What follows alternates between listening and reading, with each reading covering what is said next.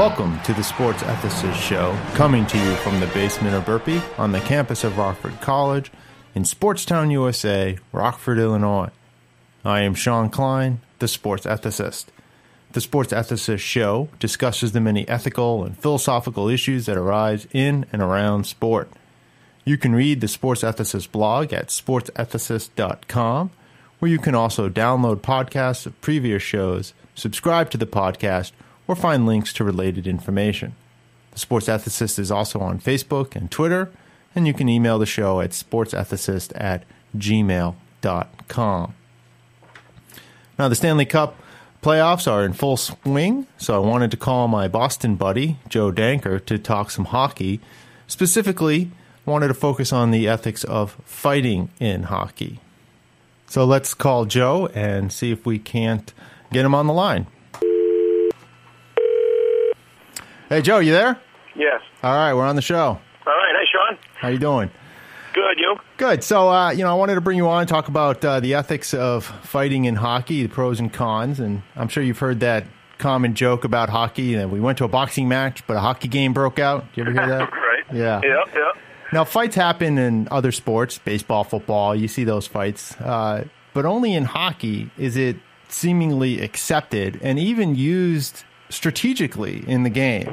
In other sports, and even other hockey leagues outside of North America, you get ejected, fined, suspended for fighting. It can be serious business. But in the NHL, typically, a fight only results in a 5-minute penalty within a game. Sometimes you can get thrown out if it's bad enough or if you leave the bench or something. But for the most part, most fights, just a 5-minute penalty, and then you're on with the game. Mm-hmm.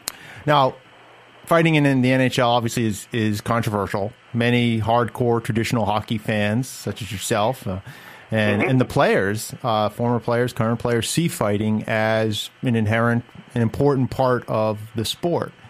Whereas outsiders and even some fans and commentators and stuff regard fighting as unnecessary or barbaric. And I mean, I know when I get texts from my mom during hockey games. Oh, this is exciting, and then there's a fight, and she goes, "This is why I don't like hockey." So she, so some people don't like that aspect of the game. Now, you're a longtime hardcore hockey fan. So, what do you think of fighting in hockey? Well, I think it has its place, and I think it should stay. And I'm going to tell you why. Please do. It's funny what you said about your mom, because I asked my mom the same thing. Now, they're both, maybe you call them casual hockey fans, okay? They enjoy the excitement of the game, but then when it turns into a fight, or a fight breaks out, or a brawl breaks out, then they get turned off from the game. To that I say, so what? Okay? I say, so what? Because hockey, fighting is unique in hockey in the way that, like you said, it's strategic, it's part of the game. And I do want to also kind of get into what purpose it does serve for the game. Maybe I'll get into that right now. Well, let me tell you this. Why I think it should remain in the game, we're there to be entertained, okay? The fighting brings entertainment when it's done correctly. To me, it is one of the most... It's one of the more exciting parts of the game when a fight with two fighters square off. It is really exciting. To me, it is really entertaining. Now, this is within certain degrees. Now, when it gets out of control and people take concussions, get injured, lots of blood is drawn, and a big old brawl breaks out where everyone comes onto the ice, that loses its entertainment factor. The entertainment factor drops off a cliff for me. Can't speak for every hardcore hockey fan, but that's when it becomes unnecessary. It loses its purpose to me.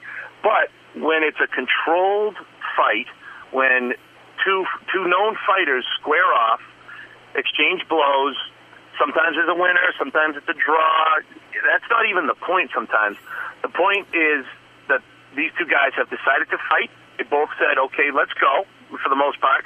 The fighter for the Bruins, Sean Thornton, the reason that he is still in the league is because he is a very good fighter, and he is the guy that the Bruins turn to, and this is kind of getting into the purpose of fighting. The Bruins turn to Sean Thornton when they need a fight. Okay? Now, why do they need a fight? Why is fighting necessary in hockey? So beyond the entertainment value of it, which I definitely see, and a lot of hardcore hockey fans certainly see the entertainment value in fighting. Well, before we move on from that, let's touch on that idea, the entertainment value. I mean, I get very excited in a big hit. You know, a guy comes crashing down the boards. You know, a nice legal hit knocks a guy over. That can be real exciting. Same in football and other sports where there's contact sports that can change momentum and get you excited. And just as a fan, you just like get charged up on that.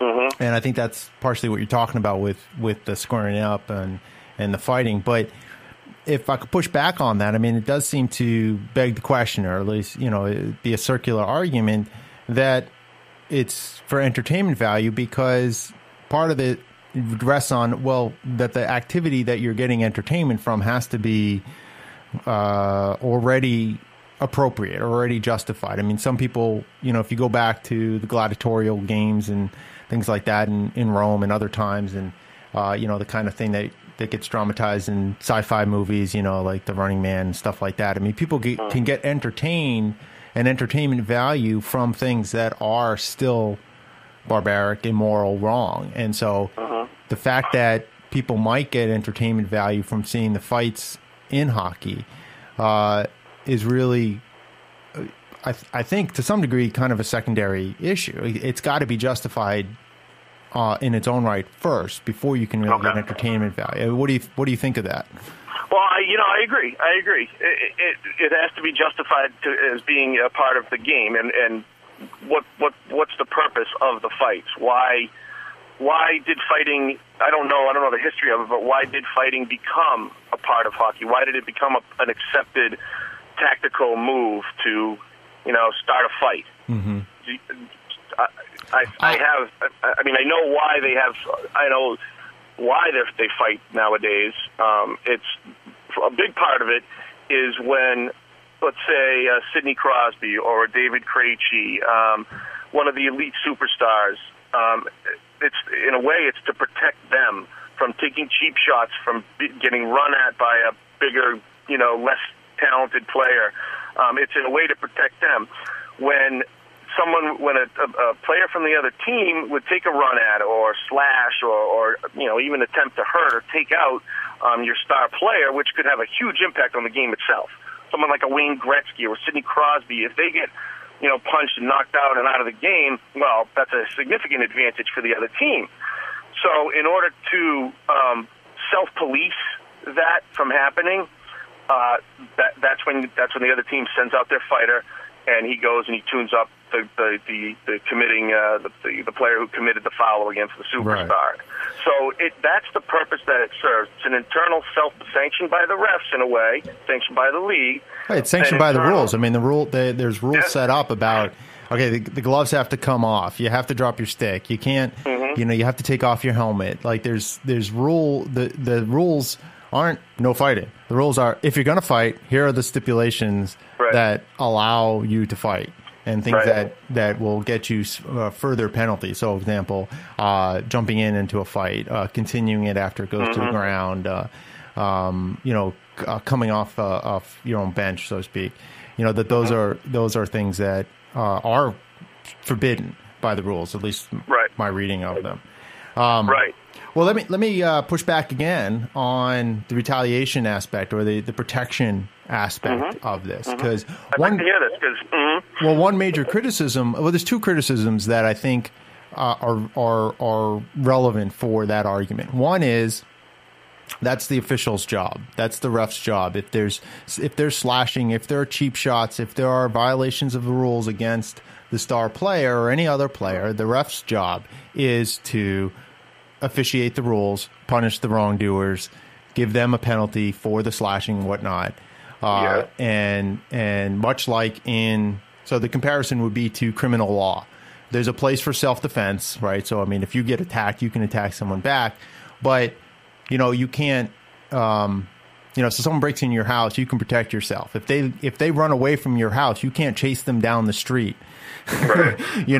or hunt them down 3 weeks later, right? I mean, so like, oh, okay, well, this guy gave a cheap shot 2 games ago, and now we're going to get him back. That's a bit like, okay, well, you robbed my house, and so now I'm going to go and hunt, and hunt down your family or something.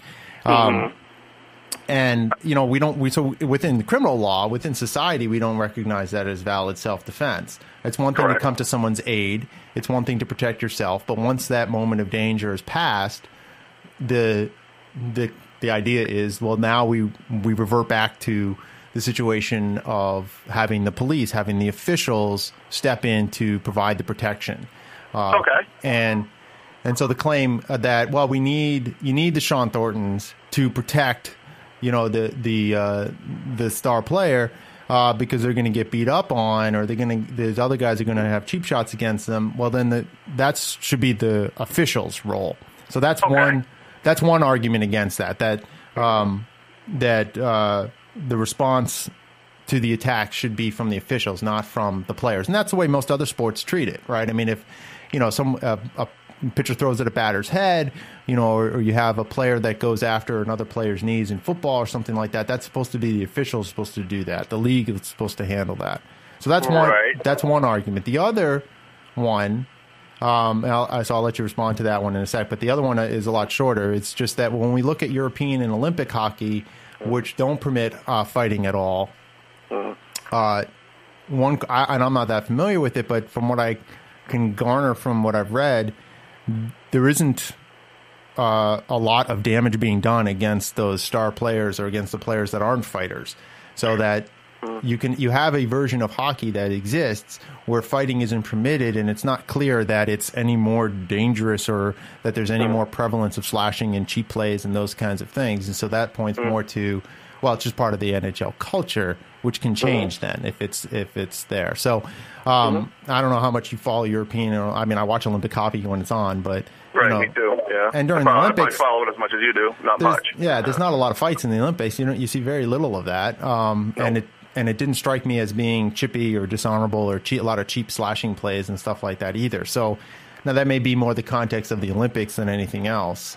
But so what do you think of those two arguments? I mean, so to sum them up, one argument is retaliation has a very limited space, and so mostly it should be the officials that handle that. And then the other thing is the European and Olympic examples where fighting is removed from the game, and yet we don't get the consequences that many proponents say we would get. Well, I think the argument that the Olympic and the European hockey has it without fighting, I think that is a much better argument if you're advocating to remove fighting from NHL hockey, because you've got an example there. You've got highly skilled players. Now, granted, these leagues aren't the NHL. There's a reason these players come from Russia. They come for the money, essentially, to play, but it's also to play in the best league in the world. The NHL is recognized as the best league in the world, okay? So there's something to be said. Why is it the best league? Is it because the European version of hockey, without the fighting, without as much physical contact, is it a less entertaining product? Are people not as willing to go to the arenas to watch the game, pay their hard-earned money to watch these games because it's not quite as entertaining as what you get with the NHL? I don't know for sure, Sean. I haven't watched enough of European hockey. I've watched a good amount of Olympic hockey to say that that's the case, but I would put that out there that might want to be looked at. What is a better product, the NHL hockey or the European style hockey? Not sure. Yeah. But the point about it, it's the ref's job to handle that retaliation. I agree, Sean, in theory. In practice, somebody has got to tell me, okay, what are they going to do? How are they going to regulate it out of the game? If the powers that be decide we're going to get rid of fighting, I don't really think that's going to happen in our lifetime. That's easy. You can get rid of fighting easy. You just you throw in many more ejections, and you ramp up the fines. You have suspensions from games. I mean, you can get rid of fighting pretty quickly if they made a clear effort. The punishment. Yeah. Okay. Yeah. Fair enough.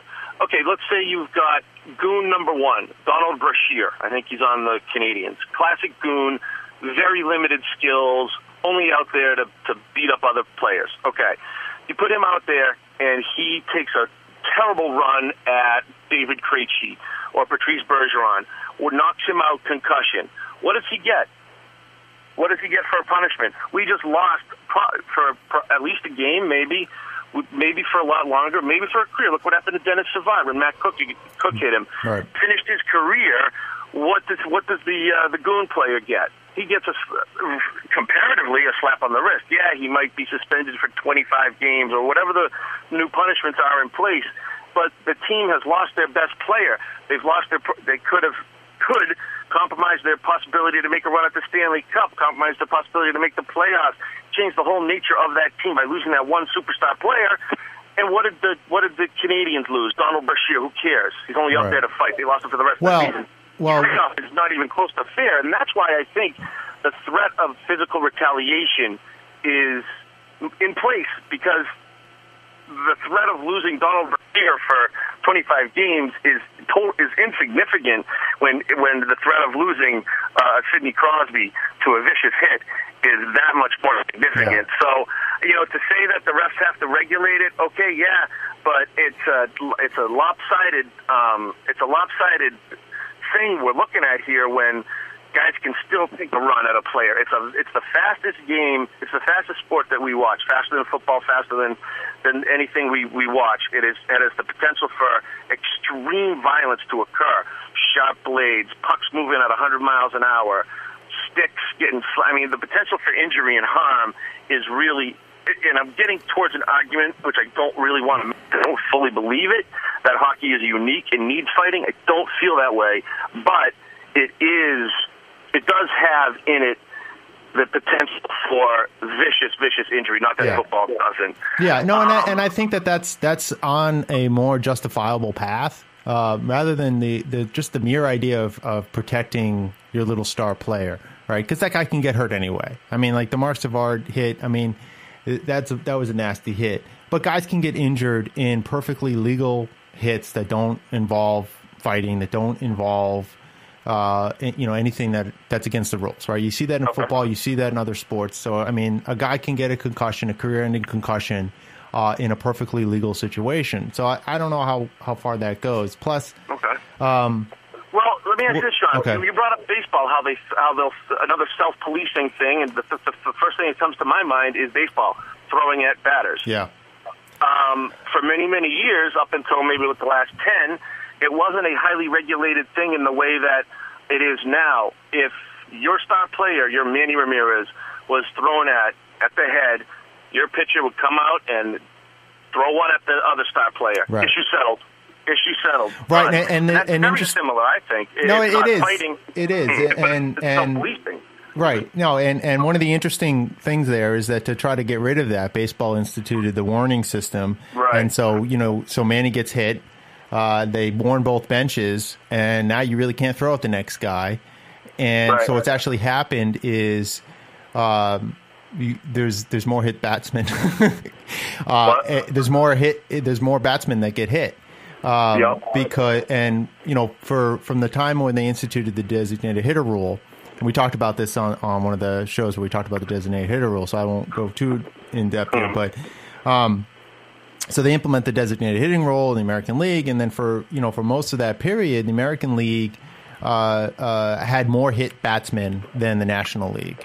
And so some pointed to that as the pitcher isn't hitting, and so he's not afraid of retaliation. Although that's not a great argument, as we talked about on that show, just because the pitcher isn't usually the one that gets hit in the retaliation anyway. You go after their better hitter. You don't go after the pitcher. Right. So it doesn't really change much. But there were more hit batsmen in the American League until they instituted the first warn system. And now the National League, for a number of years, has been even and sometimes even more hit batsmen. And so there you have an unintended consequence where you're trying to reduce hit batsmen and you actually end up increasing it.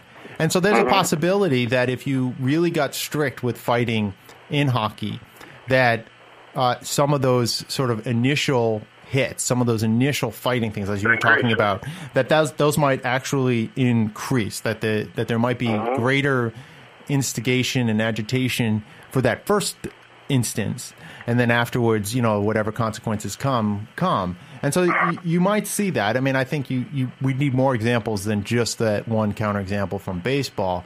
And I think there's enough examples that from other sports which take a much harder line on fighting, that you could reduce it some.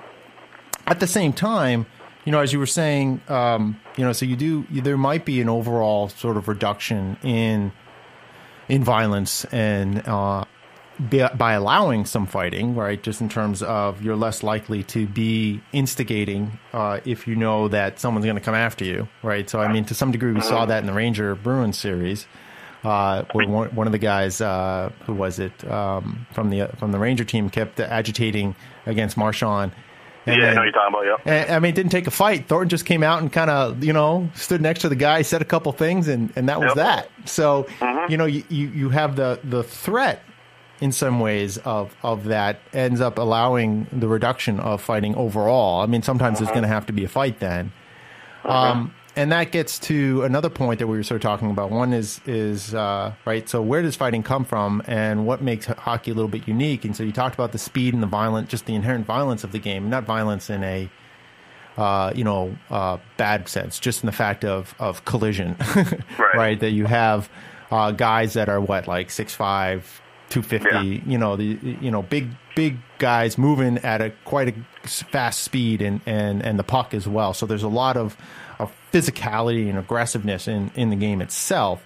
And so some of the fighting, some of the dangerous play comes about just as a natural outgrowth of the physical aggressive play, of needing to establish your position and claiming your space. And so you're bumping somebody out to claim your space, and they're bumping you to try to assert their authority in that space. And testosterone increases and it eventually can possibly lead to a fight. And so physical play, aggressive play is essential and important to hockey. I mean, that's, the game we're recording this on a Sunday, and the game last night on Saturday night, the Bruins and Penguins, there was a lot of physicality. There ended up being a fight, but there was a lot of physical, aggressive of play. And that means that there is the need for some protection, some balance there to deter it from getting even more out of hand.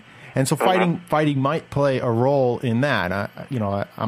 I think a role, not the role, right? I think it could contribute to that. And so it sometimes might require some fighting, or at least allow that space to boil off some of that aggression, or just allow a little bit of it.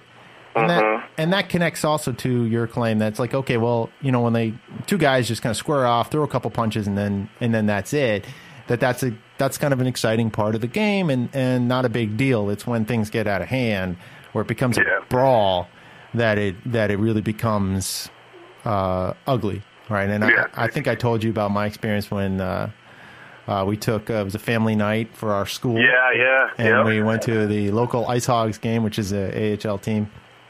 For the Blackhawks, and there was just a brutal fight. I mean, it was like a 15-minute all-out. It was a melee. It wasn't even a fight. I mean, it was just like the whole team, both teams, just out there on the ice fighting. We were on one end of the ice, and the goalie for the Ice Hogs went all the way down to the other end of the ice to start a fight with somebody. You were there. I was there live, and it was uncomfortable. I didn't like it. Okay, well, that's my question. Were you there with your family? Yes. Okay, and you didn't like it? No. And what I didn't like even more was the crowd, the people that were cheering. They had the bloodlust going. Yeah, I felt like I was in the Coliseum in Rome, and I was waiting for someone to be like, "Let him die." Right. It's like, it was awful. Yeah. Well, what did you think last night after the second period? Were you when Bergeron and Malkin squared off that was like on a scale of 1 to 10, a 1 or a 2 as far as the severity of a gentlemanly, squared-off, agreed-to fight between two players. Yeah. But what did you think of that? Were you disgusted? Were you? I wasn't disgusted. I wasn't. It wasn't that kind of feeling. It was more a feeling of it's just unnecessary. Especially, it's just at the end of a period. I'm not sure what it accomplishes. I think it was mostly blowing off steam on the part of the not the Rangers, the Penguins. And then Bergeron just, I think, protecting himself. And so obviously, I mean, if someone attacks you, you have to protect yourself. I don't have a problem with that.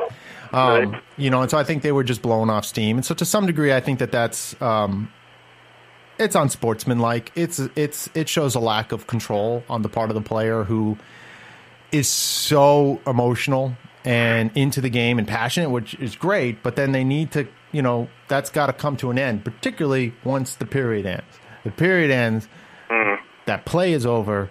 You're supposed to go into the locker room. And, I mean, a lot of this started because of Crosby bumping into Rask in a completely unnecessary thing. He was looking for something. He was looking, and that was out of frustration, and that was out of lack of his own control over himself. And so that to me is unsportsmanlike and not appropriate. I think fights that come about as a natural outgrowth of aggressive play, where you're going down, you crash the boards, and you didn't like the way he did that, and so you push back and he pushes back, and it just kind of escalates, and then it's over quickly. I don't really have a particular problem with that because I see that as more of a consequence, a reasonable consequence, or not reasonable, but what's how I want to put this, that by encouraging and allowing for the physical play of hockey that makes hockey so exciting and just awesome. You make the space as well for sometimes that's going to boil over into a fight. Right. And so it's a risk that I think is worth taking within the sport because of the other aspects of the game, and by encouraging the other skill sets in the game. And I think the physical aggressive play of hockey is part of the skill set of it. I don't think fighting is per se, but I think the physical play and the strong hits and claiming your space, those are key parts of the game. And by allowing those, you're going to also have to allow some fights to occur. So the natural outgrowth fight, I don't have a problem with, but the kind of thing that structured, institutionalized, your guy versus my guy, drop the glove, let's go fight. That's what you're against. I'll send out Sean Thornton. They'll send out Donald Brashear. We know right at the face-off they drop the gloves and go at it. Yeah, that's what you want to see eliminated. Yeah, I think that's unnecessary, and I think that is. One of the criticisms is that you're rewarding and supporting a gladiatorial element in the game, which isn't really necessary to the skills of hockey, right? I mean, that's not an outgrowth of the physical play of trying to claim your space so that you can either protect your goal or get in a better position to to score. Nor is it a kind of retaliation thing at that point. I mean, at that point, that's you're going out there with so the strategic use of the fight is, I think, inappropriate. And you do. Yeah. Even that was another point I wanted to bring up, was that strategic use, because coaches will send out their fighter with put a little bug in his ear that the team needs a kick in the ass. Yeah. And sometimes to motivate the team, get the team back into the game, send your fighter out there to swing away with the other fighter, and I mean that can get the crowd back into the game, which can result in the team getting more focused. Sure. It can get the team excited. It has a lot of that's an element to that is a strategic element to the game. I don't think it's a necessary thing. The outcomes from a fight that can be generated from good coaching, good leadership on the bench, an exciting play, right? A great save, a great goal, all that stuff. So that strategic element to it, I don't think. I still, the protection part of it, and the refs stepping, if they're going to change things, the refs stepping. It's going to make it. It's going to change the game.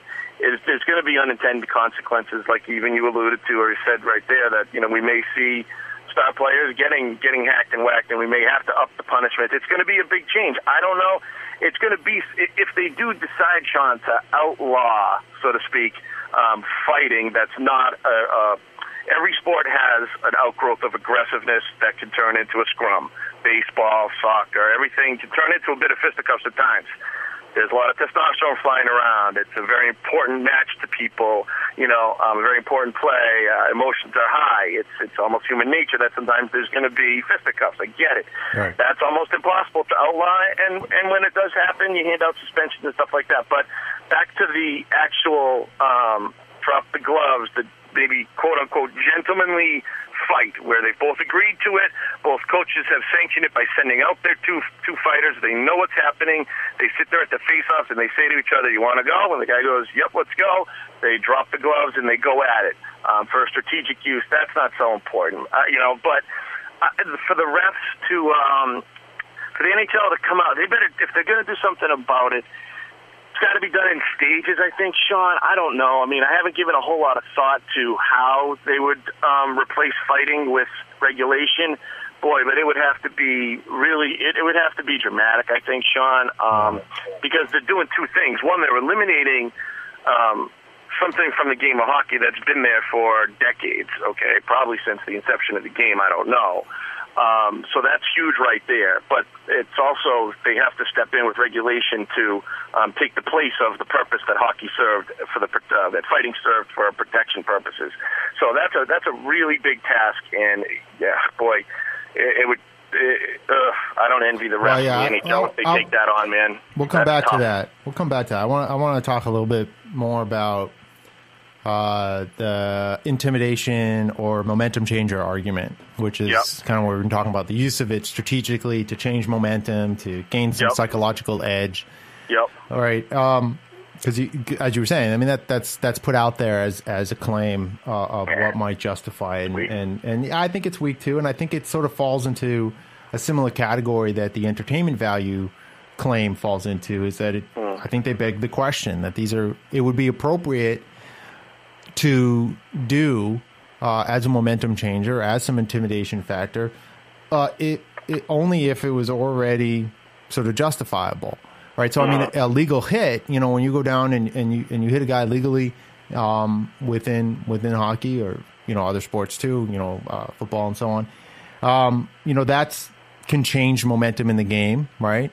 And that there's nothing wrong with that, and that can be exciting. I mean, you see your team come in and they play hard and they battle for every puck, that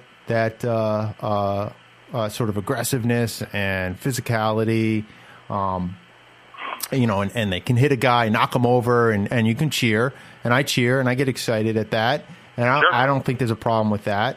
I mean, some people don't like that, but that's fine. Then you just that the hockey's not a sport for you, but I don't think there's anything wrong with that. I mean, that's part of the game, and so the fact that might change momentum or give you a psychological edge from intimidating the other players, that's like in football when they talk about like the wide receiver going over the middle, you want to hit him hard, right? That doesn't mean you hit him in the head. It doesn't mean you take out his knees. You hit him legally and you hit him hard. And he's going to think twice about going over the middle. He's going to think twice when he's trying to catch that ball over the middle. So you gain an intimidation edge there. And there's nothing wrong with that as long as it's a legal hit. And so to say that, fighting can do that too, like you were saying, you don't need to do that. There's other things in the sport that can do those things that are much more about testing the skills of what hockey is. Fighting for the puck and things like that are much more about what hockey is than throwing down some punches. That's boxing. That's mixed martial arts. That's a different sport. Yeah, you see a guy like Milan Lucic when he is a great fighter, by the way. You don't see anyone try to square off with him. He was actually an amateur boxer while he was training for hockey in his younger years too. He is a great fighter, but the intimidation factor of Milan Lucic, it doesn't come from the fact that he's a fighter for the most part. It comes from the fact that he's willing to throw his body into a check. He led the NHL playoffs in checks up until last night. He brings the intimidation factor, and when he does that, he creates space for the other players on his line. He makes the defensive players think twice. He can make them skittish when they're going into the corner for a puck when they know number 17 is bearing down on them with the intent to, put the hurt on them, quite frankly. So that right there, that intimidation factor, there's nothing about fighting right there. So exactly. That's in place without fighting even being in the game. So right. So like you said, those are weak arguments. I mean, obviously changing momentum, gaining a psychological edge from sort of physical play, intimidation play, it is important, and that's a part of the game, but it doesn't have to come from fighting. It can come from the skills of the game itself, and that's much more important and more impressive. I mean, it's much more impressive for you to change the momentum in that legal way than it is by just beating somebody up, right? I mean, that's why should that really change anything? And of course, there's the risk of fighting in terms of momentum and intimidation is that it could backfire, right? I mean, there's that moment in the fight, you're like, well, who's this going to help, right? I mean, like I was thinking about that last night. Is this going to help the Penguins get back into the game, like kind of like get all charged up? Or is it going to be the Bruins feel like, okay, we've got them right where we want them type of feel? And obviously it went the other. It was the latter. Yes, it definitely was. And you saw that in baseball. I mean, you go back to 04 and the fight with A-Rod. Was that 04? Yep. With Veritek and A-Rod? I think it was early 04 because I think we won it that year. Yeah, we did. And that sort of that did have kind of a change to the team, but you obviously can't plan that. That could have backfired the other way, and that's not appropriate to do, right? I mean, the fighting sure can change the momentum, but it's not going to justify the fighting itself. And so I think that's... I agree. Yeah, I agree. So go ahead. I have a question for you. It's kind of big picture. I don't know if you want to get to it yet, but the question is why? Why would hockey want to regulate fighting out?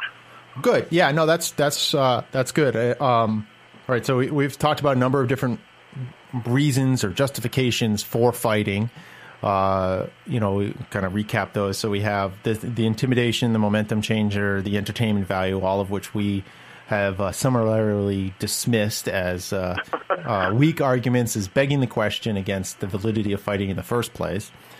The only thing that I can go back to, Sean, and all the arguments, we kind of agree upon a lot of that stuff.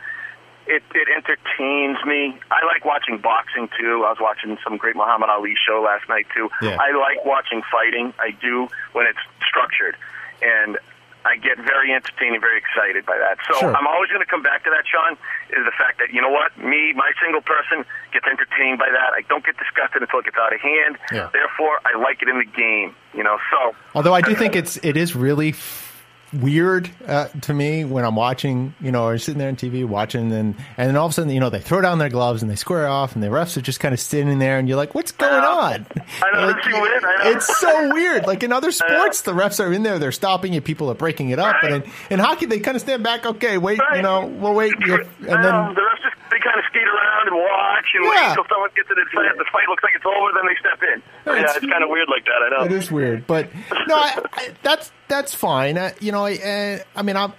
like hockey. Boxing, like classic boxing, I don't really not into it so much now. But yeah, watching Muhammad Ali is like watching, I don't know, Picasso paint or something. He was an artist with the gloves. He was, yeah. Yeah, and not that I'm actually not a big Picasso fan, but okay. But I get your point. Yeah.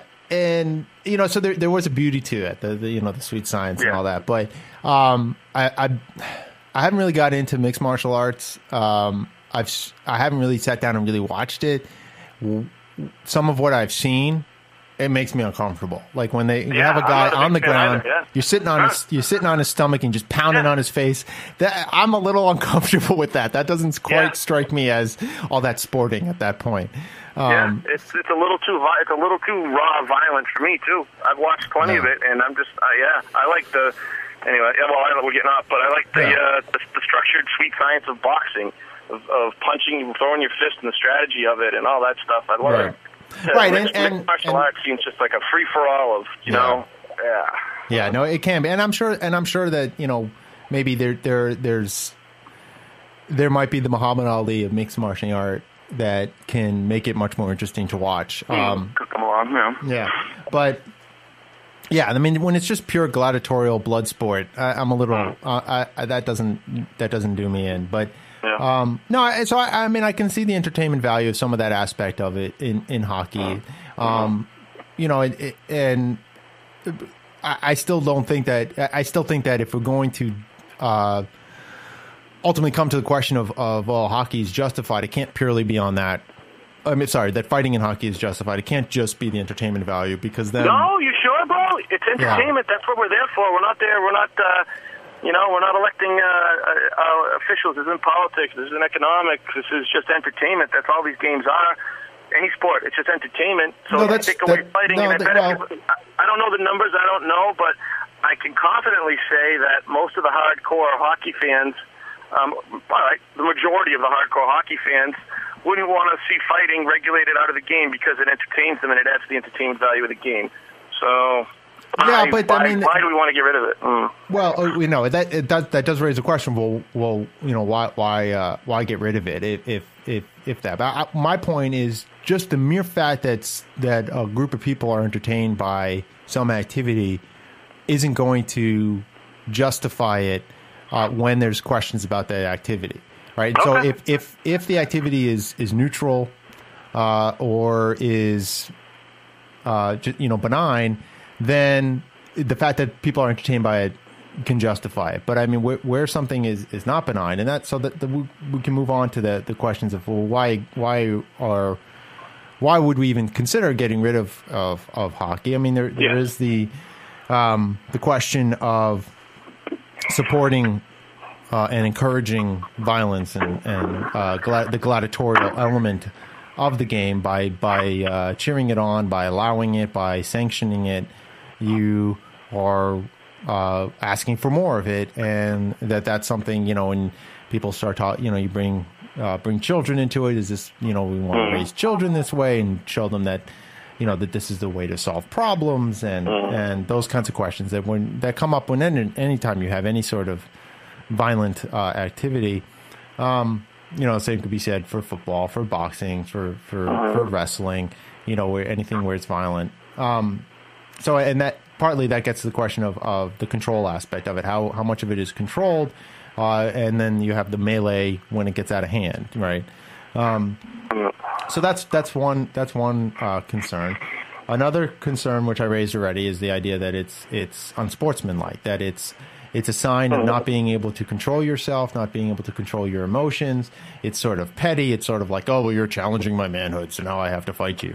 It's sort of like this, archaic machismo of not being able to be the bigger man.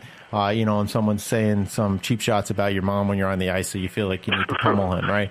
So that's sort of unsportsmanlike and petty, responding to agitation from the other time. You're letting them get in your head, and you're not playing the sport with a proper sort of playful attitude.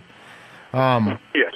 Another common criticism is that it detracts from the real skills of the game. That hockey is about being able to move on the ice quickly with a stick to hit the puck and play defense, protect your goal, get the puck in the other person's goal. So your ability to throw a good punch. That's not what hockey's testing. That boxing is testing that. Hockey's not about whether or not you can throw a good punch. Hockey is about whether or not the puck control, your ability to skate on ice, your ability to track the puck and so on, right? That's what it's testing, and those are what the skills of the game are about, and fighting is not one of those skills. Mm-hmm. And then, of course, I think the major issue, and the issue that I think ultimately will lead to fighting being reduced is the health risks, the concussions, and that a lot of the goons, so-called goons in hockey, show similar symptoms to longtime football players and things like Yeah, that. I know. So there's the concussion. I forget what the official name of it, but whatever we call it, the concussion syndrome. That's showing up in these guys that fought a lot, and that's a concern, and that's a real health concern, a safety risk. Yeah, definitely. That I think any sport league that wants to continue and be successful and be mainstream has to consider. And then there's the mainstream, a fifth argument, I guess, which sort of counters the entertainment value idea, is that that for hockey to grow and to maintain itself, be one of the major sports, that it's going to have to reduce the fighting in hockey because it's going to keep out the more casual mainstream fans. Now, the hardcore hockey fans are going to be like, "Oh, screw it, I don't care," right? But the fact is that if they want to remain economically viable, they have to pull in new fans, and if those new fans are going to be are not going to be as attracted to hockey because of the violence or because of the fighting, then that's a factor. In bringing new talent into the sport as well as bringing new fans into the sport, and so those are the main arguments. That more than any other reason would get the NHL, I think, to start looking at it seriously and testing out regulations. The money aspect to it, the expansion to markets, the expansion to the casual fan, right.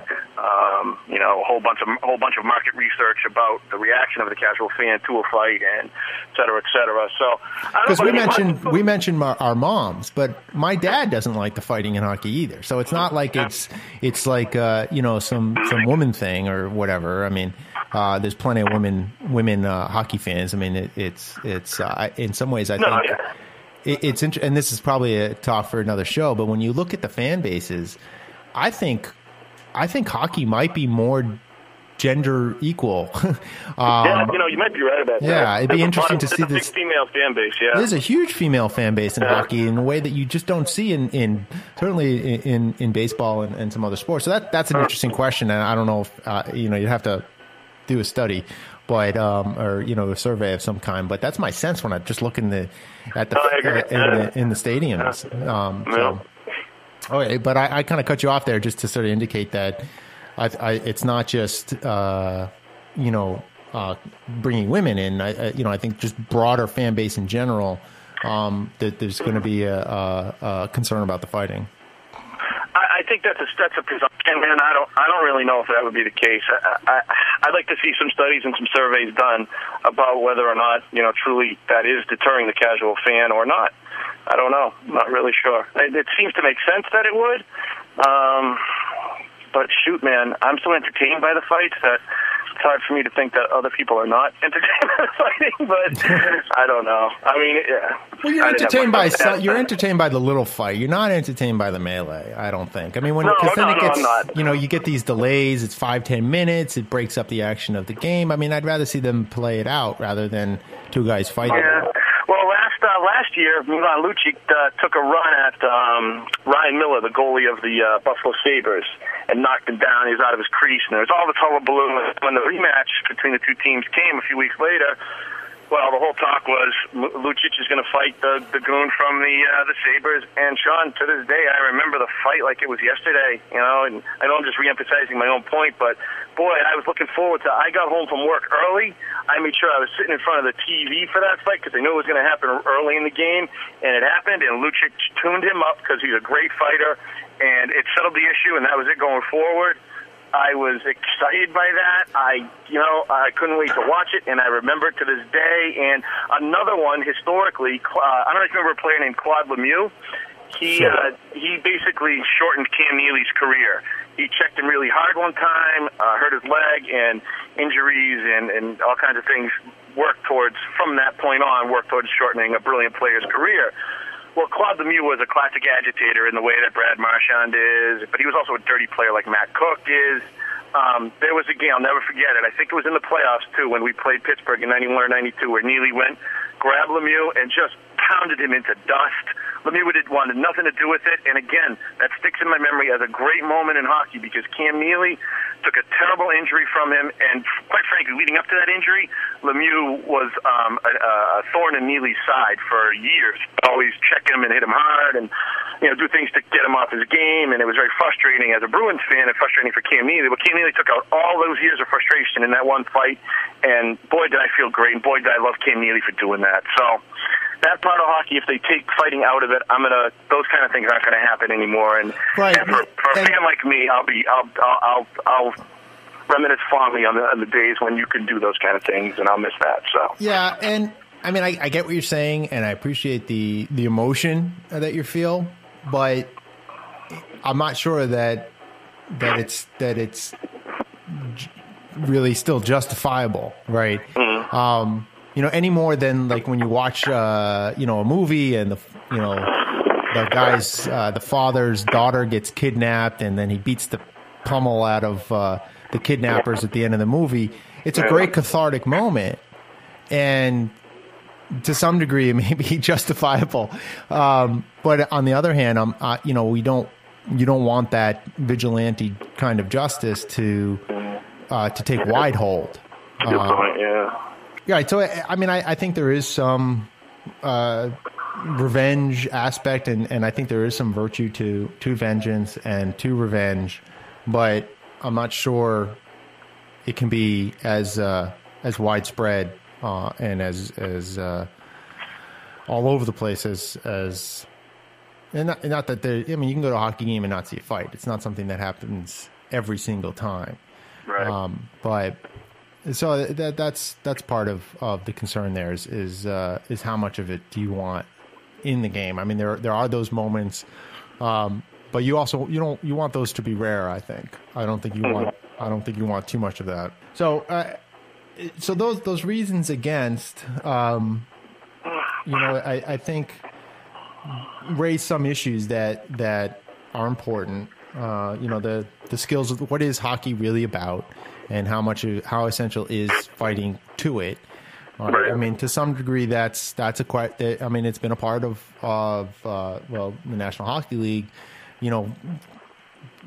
since its inception. I mean, fighting has ebbed and flowed in terms of its the number of fights in any given year. I think. I think fighting picked up a lot more in the 60s and 70s, but I think as they expanded rosters and expanded the league, you had space for goons on your team, whereas before that, you didn't want to waste a roster spot on someone who just was there to fight. Now you can do that. So that's one aspect of why you might have increased fighting is because you made space for them to have fighters on the team. Right. But as you were mentioning, I mean, a guy like Lucic is a good fighter, but he's not just a goon. I mean, he's a good player all over. Right. I mean, the concussions thing I think is a big issue. I agree. The rewards and supports the gladiatorial element. I think there's aspects of that I agree with. I think, like I was just mentioning, was at the Ice Hogs game, the fans and the sort of bloodlust that they had when there was a fight going on, that disturbed me. I didn't like that. So cheering, fine, but I mean, there was this sort of people going to there just to see a fight, sort of like the person who goes to a NASCAR race just to see a car wreck. That's not a hardcore fan of hockey. That's that's somebody else. And I agree on that too. Yeah. So so that part I think. I mean, but the fact is that games like hockey, football are violent, and that's a part of the game, and I think that that's fine, and that I don't think that that has some damaging overall effect on society or ethics and so on. But that's a deeper question about just violent sports in general. But I think there's something important about violent, dangerous sports that I think is of value within the proper construct. Yep. The unsportsmanlike thing is a bigger issue for me. I think that's for real. I mean, I think the Crosby incident last night, where he kind of instigated this whole thing, was although you got to give him credit for standing up to Chara. I mean, yeah. But it's that part of it is sour grapes. It's you got to control yourself in those situations, and I think that when you lose control of yourself, that's unsportsmanlike and not appropriate. So I guess the last thing would be, so do you think the NHL will begin to try to phase? I mean, they've already tried to do this over the last 10, 15 years anyway, right? Not right now. Not right now. And if they are moving towards that, they're doing it extremely gradually. As of right now, I don't think that they do. They'll take a crisis, as with anything, some major turning point. A great player, frankly, losing their life or something from one of these kind of things, or, having their career completely, stopped at that point from a fight or something like that, to really get the outrage up in order for the NHL to, do something about it. I think that they love their built-in fan base, their hardcore fan base, and the health of the game, despite the shortened season, is actually very strong right now, from what I've read. So they don't put an impetus to make this huge change, and any big change does need some sort of triggering event, I believe. Yeah. So until that's in place, I don't think that we'll see big changes. But who knows? That could happen tonight. So right. That's my thought on it. Yeah. No, I mean, my thought is that we're not going to see anything in the short term, but I do think over the next 5-10 years, you'll see there'll be an incident like that. Not a death, but I mean, hopefully not. But I think you'll see more of that, of concern of that raised, and I think as the NHL wants to move to the next level in terms of revenue and in terms of TV contracts, that might be part of it, because it's not only the fans, it's the sponsors, and sponsors may not want to support something that has fighting as much a part of it. So I don't think they'll ever get. I don't think they'll go so far as like the European leagues, where it's just going to be outright banned. But I think you'll see some push to reduce some of it, to create some incentive not to have the fighting, to try to create a cultural change. I think if they gradually move towards it by putting in regulations every year, every couple of years, designed to make fighting make the punishments more severe for fighting, etc. And then when the triggering event or things do reach a mass, I forget the term. The concussion issue is going to be. Things will be the game will be more ready for. Well, and it's going to be the concussion issue, I think. Same in football. It's going to be the concussion issue that they're going to have to remedy some of this stuff. Same in football with stuff that goes on there. So that's going to be the triggering event, I think. Yep. Not an event so much, but a lawsuit, or they're going to see what happens to NFL with lawsuits and feel like they're going to need to make a change. Yeah. Well, that's all the time we have. All right, Sean, thank you for having me on, man. Fun conversation. So we'll talk to you soon, and go Bruins. Go Bruins. Thanks again, Sean. All right. All right, buddy. Talk to you later. Bye-bye. Bye. All right, this has been the Sports Ethicist Show. You can find us at sportsethicist.com, on Facebook and Twitter, and sportsethicist@gmail.com.